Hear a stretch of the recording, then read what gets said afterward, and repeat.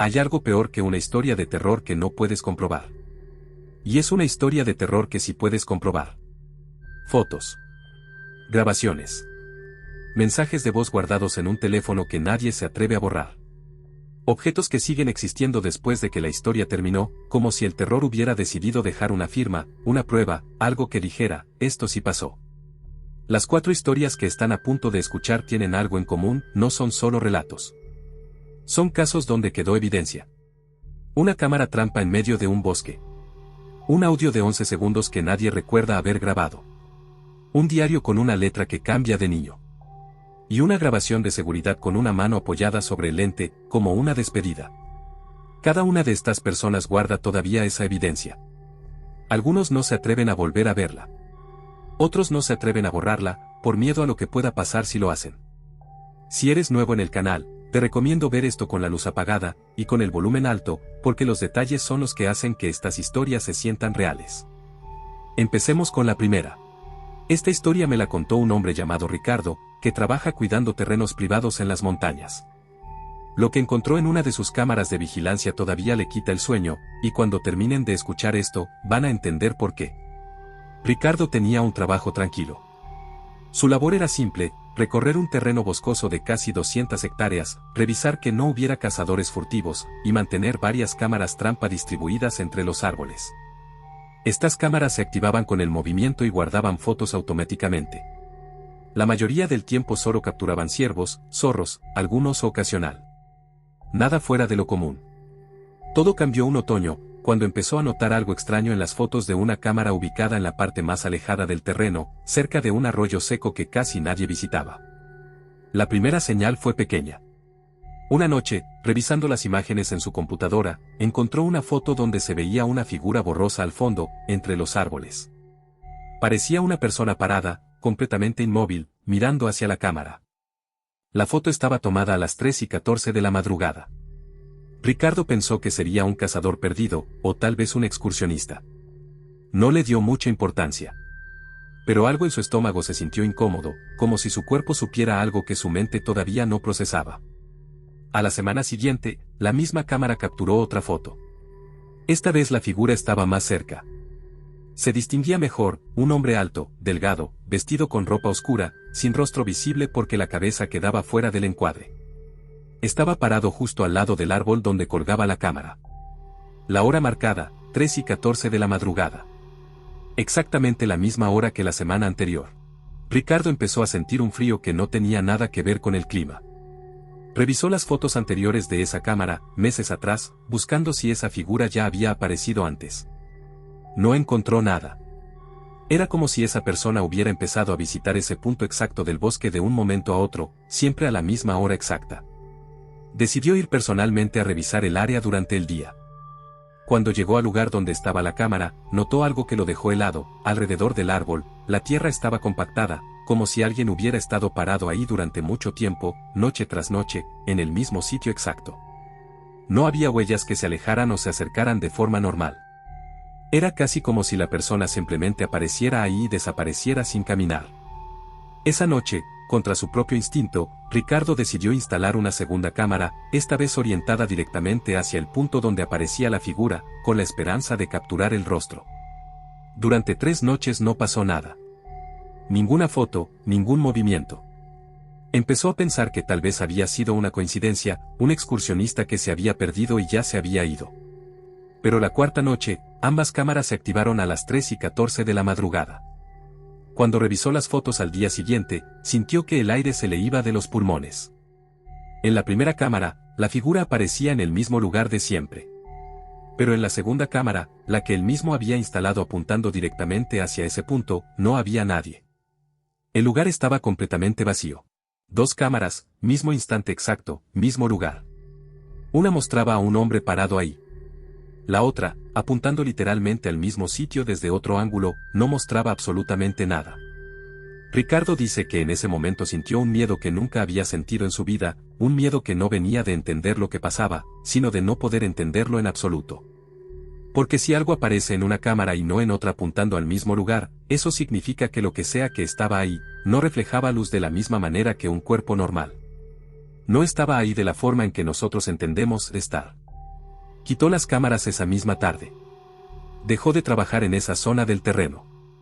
Pero antes de irse para siempre, dice que se quedó parado frente al árbol, mirando el suelo compactado, y sintió, con una certeza que no puede explicar, que algo lo estaba observando desde muy cerca, aunque no había nadie a la vista. Nunca volvió a esa parte del bosque. Renunció al trabajo 2 meses después. Pero conservó las fotos, y cuando se las mostró a otras personas, todos coincidieron en lo mismo: la figura, aunque borrosa, parecía estar sonriendo. Una sonrisa que no debería poder verse en una foto nocturna, en blanco y negro, a esa distancia.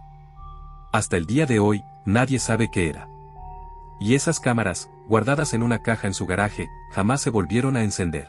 Esta historia trata sobre algo que le pasó a una joven llamada Valentina, y lo que hace que esta historia sea tan perturbadora es que la evidencia todavía existe. Un archivo de audio de 11 segundos que ella se niega a borrar, pero que tampoco puede volver a escuchar completo. Valentina vivía sola en un apartamento pequeño, en un edificio de varios pisos, mientras terminaba sus estudios universitarios. Era una persona común, ocupada, con una rutina normal: trabajo, estudio, algo de tiempo con amigos los fines de semana. Nada en su vida sugería que algo extraño estaba por suceder. Todo comenzó una noche de martes, alrededor de la 1 de la madrugada. Su teléfono sonó. Ella estaba dormida, así que no contestó, pero a la mañana siguiente notó una llamada perdida de un número que no reconocía, y un mensaje de voz de 11 segundos. Cuando lo reprodujo, escuchó una respiración. Nada más al principio. Una respiración lenta, pausada, como de alguien que está muy cerca del micrófono. Luego, hacia el final del mensaje, una voz susurró algo que ella no pudo entender bien la primera vez. Le pareció una broma pesada de algún compañero de la universidad, así que borró el mensaje y siguió con su día. La segunda llamada llegó 3 noches después, exactamente a la misma hora, la 1 de la madrugada. Esta vez sí contestó, medio dormida, pensando que sería alguna emergencia familiar. Del otro lado solo había silencio. Un silencio denso, pesado, como si hubiera alguien ahí, escuchando, pero sin decir nada. Ella dijo «hola» varias veces. Nadie respondió. Colgó, asustada, y bloqueó el número. Pero las llamadas no se detuvieron. Empezaron a llegar desde números diferentes cada vez, siempre a la 1 de la madrugada, siempre con el mismo patrón. Si no contestaba, dejaban un mensaje de voz de exactamente 11 segundos, con esa misma respiración y ese mismo susurro al final que ella no lograba entender. Preocupada, decidió guardar uno de los mensajes y llevarlo a un amigo que trabajaba en edición de audio, alguien que sabía cómo limpiar y amplificar sonidos. Le pidió que aislara la voz del susurro para poder entender qué decía. Cuando su amigo la llamó 2 días después, su voz sonaba distinta. Más seria, más nerviosa. Le dijo que había logrado aislar el audio, pero que necesitaba hablar con ella en persona antes de mostrárselo. Se reunieron en un café. Él puso sus audífonos sobre la mesa, conectados a su laptop, y le advirtió que lo que iba a escuchar tal vez no le iba a gustar. Ella se puso los audífonos. La respiración sonaba mucho más clara ahora, más cercana, casi como si la persona estuviera respirando directamente en su oído. Y luego, el susurro, ahora perfectamente claro, dijo su nombre completo. No solo su nombre de pila. Su nombre y apellido completo, seguido de una frase corta. Te estoy viendo dormir. Valentina dice que sintió que el mundo se detuvo por un segundo. Miró a su amigo, que también estaba pálido, y le preguntó cómo era posible que alguien supiera su nombre completo si ella nunca lo había mencionado en esas llamadas, y menos aún a un número desconocido. Esa misma noche, revisó las cámaras de seguridad del edificio con el administrador. No encontraron nada extraño en el pasillo de su piso. Pero cuando revisaron las cámaras del estacionamiento, un guardia notó algo perturbador. En varias noches, coincidiendo exactamente con las horas de las llamadas, aparecía una persona parada junto a un poste de luz, mirando hacia arriba, hacia las ventanas del edificio. Nunca se acercaba. Solo se quedaba ahí, inmóvil, durante minutos, y luego se alejaba caminando lentamente hacia la oscuridad de la calle. La calidad de las cámaras era demasiado mala para distinguir un rostro. Solo se veía una silueta, con una capucha puesta, mirando fijamente hacia arriba. Valentina se cambió de apartamento la semana siguiente. Cambió de número de teléfono. Durante meses no volvió a recibir ninguna llamada extraña, y pensó que finalmente todo había terminado. Pero hace unas semanas, mientras revisaba fotos viejas en su teléfono, encontró algo que no recordaba haber guardado, un archivo de audio de 11 segundos, con fecha de la noche anterior, que ella jamás grabó ni recibió como mensaje de voz reciente. Estaba simplemente ahí, en su galería, como si siempre hubiera estado. No lo ha vuelto a escuchar completo. Dice que empieza a reproducirlo, escucha los primeros segundos de la respiración, y siempre, sin excepción, apaga el teléfono antes de llegar al susurro final. Todavía lo conserva. No sabe por qué no lo borra. Solo dice que siente que, si lo hace, algo se va a dar cuenta.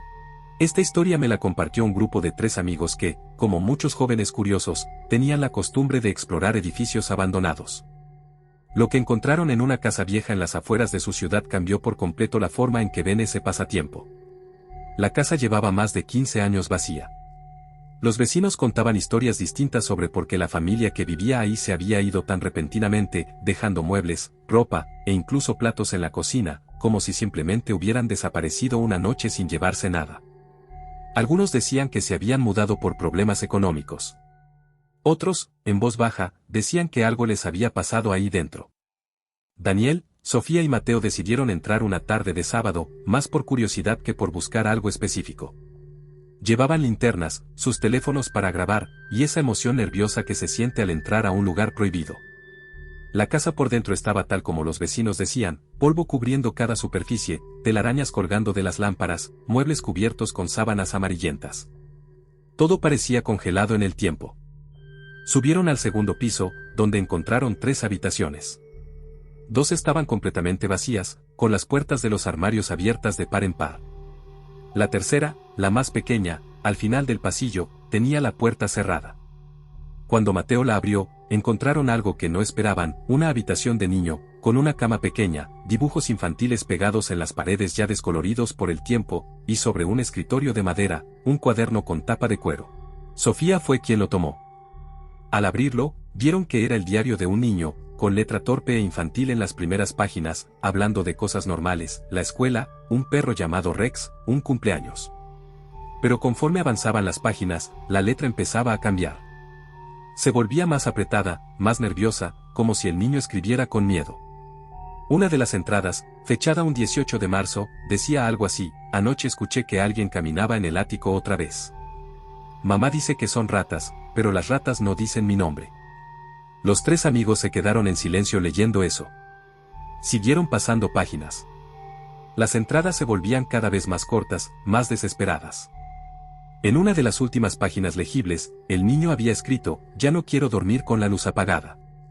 La sombra del rincón se mueve cuando parpadeo. Le dije a papá y se enojó conmigo. La última entrada del diario, la que más los perturbó, no tenía fecha. Solo decía, con una letra completamente distinta a las demás, más grande, más desordenada, casi como si otra persona hubiera tomado el cuaderno: él ya no está triste. Ahora está conmigo. Aquí siempre va a estar conmigo. Sofía cerró el cuaderno de golpe. Los 3 decidieron que era momento de irse. Pero cuando bajaban las escaleras, Mateo, que iba grabando con su teléfono, notó algo en la pantalla que no había visto con sus propios ojos. En el reflejo de un espejo roto que colgaba en el pasillo, se veía, por una fracción de segundo, la silueta de un niño pequeño parado en la puerta de esa habitación, justo donde ellos habían estado minutos antes. Ninguno de los 3 lo vio en el momento.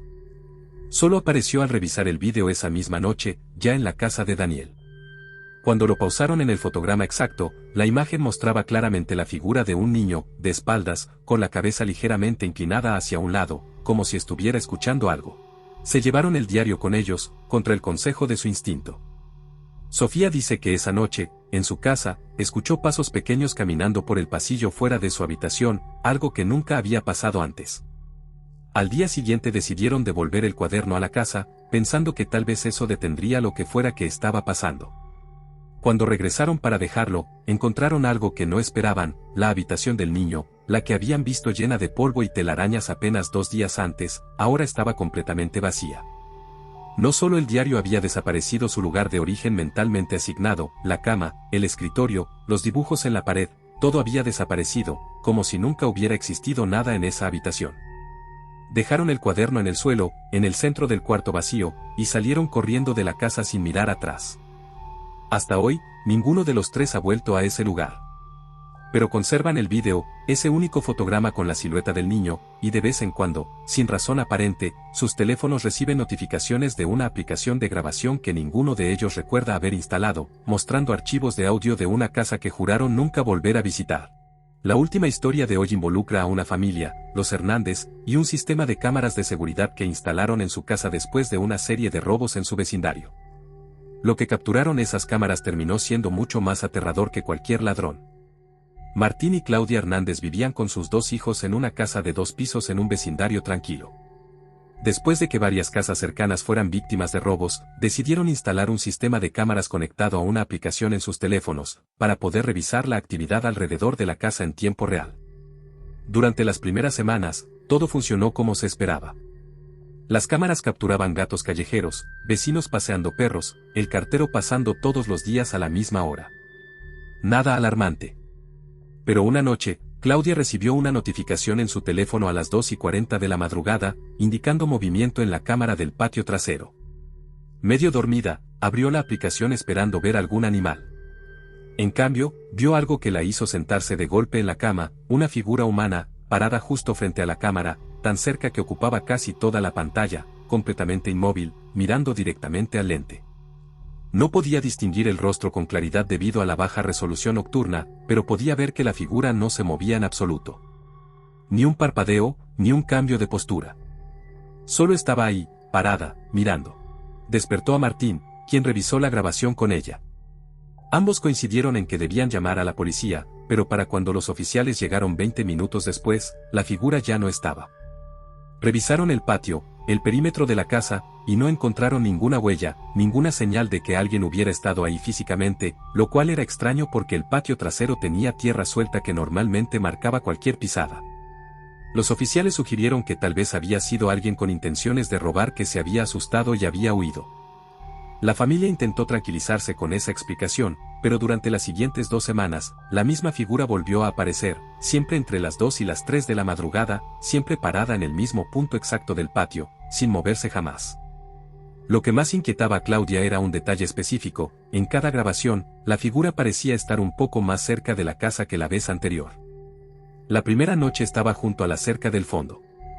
Una semana después, estaba a mitad del patio.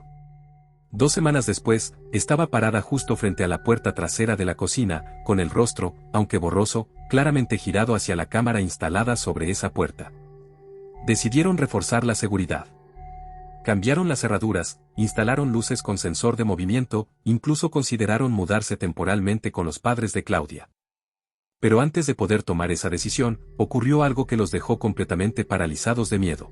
Una noche, la cámara instalada dentro de la casa, en el pasillo que conectaba las habitaciones de los niños, capturó movimiento a la 1 de la madrugada. Cuando Martín revisó la grabación temblando, vio algo que no tenía ninguna explicación lógica: la misma figura, ahora dentro de la casa, parada en medio del pasillo, exactamente entre las puertas de las habitaciones de sus 2 hijos. No había señales de que alguien hubiera forzado la entrada. Las puertas y ventanas estaban cerradas con seguro. El sistema de alarma no se había activado. Y sin embargo, ahí estaba esa figura, dentro de su casa, parada entre las habitaciones de sus hijos dormidos, sin moverse, como si estuviera decidiendo a cuál entrar primero. Martín y Claudia despertaron a sus hijos esa misma noche y los llevaron a dormir con ellos en su habitación. Al día siguiente, contactaron a una empresa de seguridad más especializada, quienes revisaron todo el sistema y confirmaron algo perturbador: no había ninguna falla técnica, ninguna manipulación externa del sistema, ninguna explicación de cómo esa grabación había sido capturada sin que ninguna puerta o ventana registrara apertura alguna esa noche. La familia decidió mudarse permanentemente 2 semanas después. Antes de irse, revisaron una última vez todas las grabaciones almacenadas, tratando de entender qué era lo que habían estado viviendo durante ese último mes. En una de las últimas grabaciones, la noche antes de mudarse, la cámara del pasillo capturó algo que ninguno de ellos ha podido explicar hasta hoy: la figura, parada en el mismo lugar de siempre, pero esta vez, por primera y única vez, levantó una mano lentamente y la colocó sobre el lente de la cámara, como si estuviera despidiéndose, justo antes de que la grabación se cortara por completo, dejando solo estática durante los siguientes 3 minutos. Cuando la señal volvió, la figura ya no estaba. La casa se vendió meses después a otra familia. Los Hernández nunca les contaron la verdadera razón por la que se mudaron tan repentinamente. pero conservan, guardado en un disco duro externo que rara vez se atreven a conectar, el archivo completo de esa última grabación, con esa mano apoyada sobre el lente, como el único recuerdo físico de algo que todavía no pueden explicar. ¿Cuál historia te dio más miedo? Cuéntame en los comentarios y suscríbete para más historias de terror real.